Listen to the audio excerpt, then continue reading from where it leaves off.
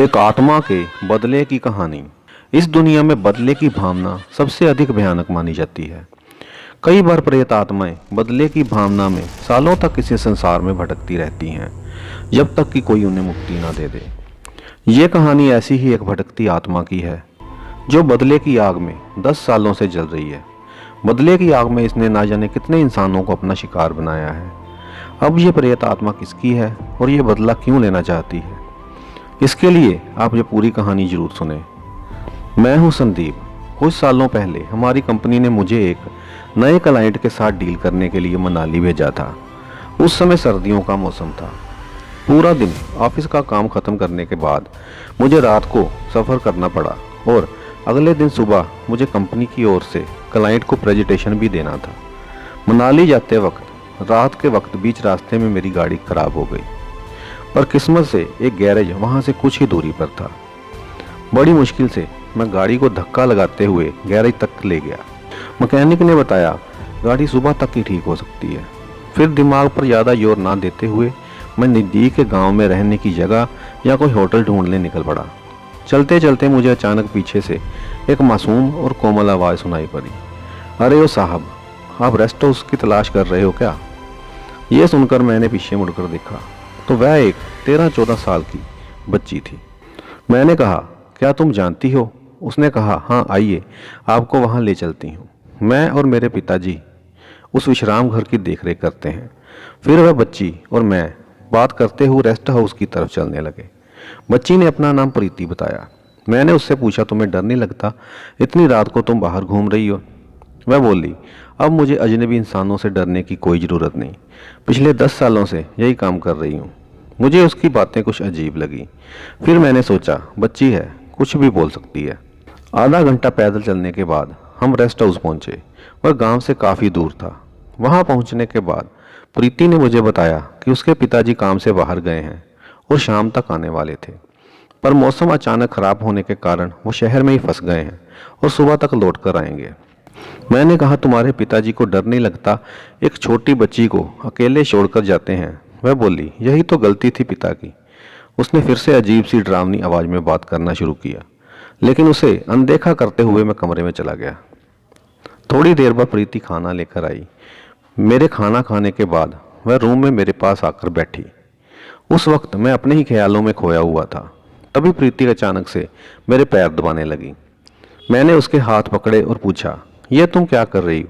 वह बोली, पैर दबा रही हूँ। आप थके हुए हैं ना? वह मासूम निगाहों से मेरी तरफ देख रही थी। मैंने कहा, देख छोटी, ना तो मैं थका हूँ और ना ही मैं तुमसे कभी अपने पैर दबा सकता हूँ। वह बोली, क्या मैं इतनी बुरी लड़की हूँ? मैंने कहा, नहीं रे पगली, तू तो मेरी छोटी बहन जैसी हो और हमारे यहाँ छोटी बहनों से पैर नहीं दबवाते। मेरे ऐसा कहने के बाद वह थोड़ी देर मुझे देखती रही और उसके चेहरे पर मुस्कान थी। वह बोली, क्या सच में आप मुझे अपनी बहन मानते हो? मैंने कहा, हाँ बिल्कुल, अब तू मुझे ये साहब जी नहीं भैया बोला कर, ठीक है? फिर मैंने उससे कहा, मुझे खाने के बाद कॉफ़ी पीने की आदत है, नहीं तो मेरा सिर दुखता है। मेरी कॉफ़ी वाली बात सुनकर उसके चेहरे से हंसी गायब सी हो गई। वह बोली, उसको भी खाने के बाद कॉफ़ी पीने की आदत थी। मैंने पूछा, किसको? उसने मेरी बात का कोई जवाब नहीं दिया और तुरंत कॉफ़ी लेने चली गई। थोड़ी ही देर में वह कॉफ़ी लेकर हाजिर हुई। मैंने कॉफ़ी पीते हुए प्रीति से फिर से पूछा, तुम कुछ बोल रही थी, उसको भी कॉफ़ी पीने की आदत थी? ऐसा ही कुछ। प्रीति बोली, जाने दो भैया, आप दुखी हो जाओगे। मैंने कहा, अब बोल भी दे छोटी, अगर हम अपना दुख किसी से साथ बांटते हैं तो हमें अच्छा महसूस होता है। प्रीति बोली, तो फिर सुनो ये कहानी एक मासूम लड़की और एक भयानक दरिंदे की। ऐसा ही एक रेस्ट हाउस था। उसकी देखभाल एक गरीब बाप बेटी करते थे। एक दिन लड़की के पिताजी शाम के समय तूफान की वजह से शहर में फंस गए थे, इसलिए रात को वापस नहीं आ सके। पर उसी रात रेस्ट हाउस में एक बड़ा सरकारी अफसर मेहमान बनकर आया हुआ था। रात में खाने के बाद उस लड़की ने अफसर को कॉफ़ी पिलाई। वह मेहमान उसके पिताजी की उम्र का था। रात के समय उसने लड़की को कमरे में ही रुकने के लिए कहा। उस लड़की को भी अकेले डर लग रहा था, इसी कारण वह भी रुक गई। फिर उस ऑफिसर ने लड़की को अपने पैर दबाने के लिए कहा। उसके बाद उस हैवान ने उस मासूम सी बच्ची के साथ वह किया जिससे उस लड़की की ज़िंदगी बर्बाद हो गई। उस हादसे के बाद उस मासूम ने तालाब में कूदकर आत्महत्या कर ली। ये सब देखकर उसका बाप अधमरा हो गया, क्योंकि 2 महीने पहले ही उसने अपनी बीवी को खोया था और अब 13 साल की बेटी। यह हादसा सुनाते वक्त प्रीति काफी भावुक हो गई थी। वह बोली, भैया अगर ऐसा मेरे साथ हुआ तो तुम क्या करोगे? क्या मेरा बदला लोगे? मैंने कहा, तू यकीन नहीं करेगी प्रीति, मेरे मन में भी ऐसा ही बुरा ख्याल आ रहा है। मैं कल सुबह तुम्हारे पिता से बात करूंगा और तुम दोनों को मुंबई ले जाऊंगा। मेरी काफ़ी अच्छी पहचान है वहाँ पर। तुम्हारे पिताजी मुंबई में नौकरी करेंगे और तुम स्कूल जाना। प्रीति बोली, अब ऐसा नहीं हो सकता, आपको आने में देर हो गई भैया। ये सब कहते वक्त उसकी आवाज़ गहरी हो गई थी। मैंने पूछा, क्यों नहीं हो सकता? वह बोली, बस है कोई कारण। मैंने कहा, भगवान ना करे तेरे साथ अगर कुछ ऐसा हुआ तो। वो मुझे वादा कर कि तू कभी गलत कदम नहीं उठाएगी, तू मेरे आने का इंतजार करेगी, तेरा भाई अभी जिंदा है। ये कहते हुए मैं खुद भी भावुक हो गया था। प्रीति की आंखें भी भर आई। वह बोली, तुमने मुझे शांत कर दिया भैया, मुझे शांत कर दिया। मैंने उसके सर पर हाथ रखा तो वह बच्ची मेरे सीने से लगकर रोने लगी। मैंने कहा, अरे पगली, रो मत, सुबह तेरे पिताजी से बात करूंगा, फिर सब ठीक हो जाएगा। प्रीति बोली, सब ठीक हो गया है भैया। मुझे उसकी बात समझ नहीं आई। मैंने कहा, सब ठीक हो गया तो रो क्यों रही है? वह बोली, खुशी के आंसू हैं। मैंने घड़ी पर नजर डाली तो रात के 2 बज रहे थे। मैंने उससे कहा, चल अब रात बहुत हो गई है, सो जा। वह रूम के बाहर जाने लगी तो मैंने उसे रोका और कहा, तू यही बेड पर सो जा, नहीं तो मैं नाराज हो जाऊंगा, क्योंकि तू बाहर अकेली रात भर डरती रहेगी। मेरा ऐसा कहते ही प्रीति मुझे मना नहीं कर पाई। मैं उसे बेड पर सुलाकर खुद कुर्सी पर सो गया। कुछ देर तक प्रीति के बताए हुए हादसे के बारे में सोचता रहा। फिर मुझे याद आया कि उस हादसे वाली लड़की का नाम उसने बताया ही नहीं। बाद में सोचा कि कल पूछ लूँगा। सुबह सुबह मेरी नींद पंछियों के चहचहाने की आवाज़ से खुली और मैंने जब बेड पर देखा तब प्रीति वहाँ नहीं थी। दरवाज़ा खुला था। मुझे लगा शायद वह बाहर अपने पिताजी के आने का इंतजार कर रही होगी। फिर मैं ताज़ी हवा खाने, प्रकृति के निहारने के लिए बालकोनी में गया। वहाँ से नीचे देखा तो गांव के कुछ लोग इमारत के नीचे खड़े थे और सभी मेरी तरफ आश्चर्य और डर की भावना से देख रहे थे। मैंने उन सभी को हाथ जोड़कर राम राम किया। उनमें से सबसे बुजुर्ग आदमी ने मुझे इशारा करके नीचे बुलाया।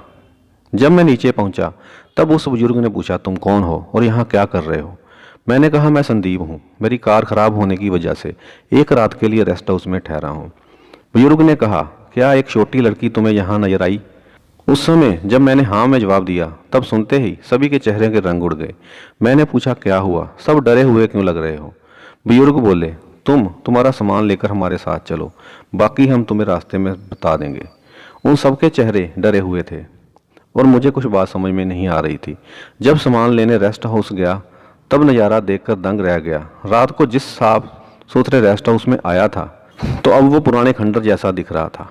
मैंने बिना डरे मेरा बैग और कपड़े समेटे और उसके साथ शिव मंदिर गया। वहाँ पर गांव के भी लोग भी आए थे। मैंने रेस्ट हाउस में जो भी कुछ हुआ सब बताया। फिर उनसे एक बुजुर्ग उठा और मेरे पैर पड़ने लगा। मैंने कहा, आप ऐसा क्यों कर रहे हो? वो रोने लगे और बोले, तुमने मेरी बेटी की भटकती रूह को मुक्ति दे दी। वो 10 सालों से बदले की आग में जल रही थी। मंदिर के पुजारी ने बताया, जो लड़की तुम्हें रात को रेस्ट हाउस लाई थी वो 10 साल पहले मर चुकी है और ये उसी के पिताजी हैं। उसी रेस्ट हाउस में प्रीति की रूह ने ना जाने कितनों की जान ली है, पर तुम अच्छे इंसान हो। तुमने उसे विश्वास दिलाया कि इस दुनिया में अच्छे लोग भी होते हैं। आज उसकी आत्मा को मुक्ति मिल गई है। ये सब सुनने के बाद मैंने सवाल किया, आपको कैसे पता चला कि मैं रेस्ट हाउस में ठहरा हूँ? रेस्ट हाउस तो गांव से काफ़ी दूर है। उन्होंने मंदिर के तालाब की ओर इशारा करते हुए कहा। प्रीति ने उस तालाब में कूद के आत्महत्या की थी। 10 सालों से तालाब में कोई कमल का फूल नहीं खिला। हमें कलियां दिखती थी पर फूल कभी नहीं खिला। और हर उस आदमी की लाश इसी तालाब में हम सुबह निकालते थे जिसकी नीयत उस लड़की पर खराब होती थी। और आज ये तालाब 10 सालों के बाद कमल के फूलों से भर गया है। इस तरह से सुबह पहली आरती लेकर मैंने गांव वालों को राम राम कह दिया और अपनी गाड़ी लेकर मनाली चला गया।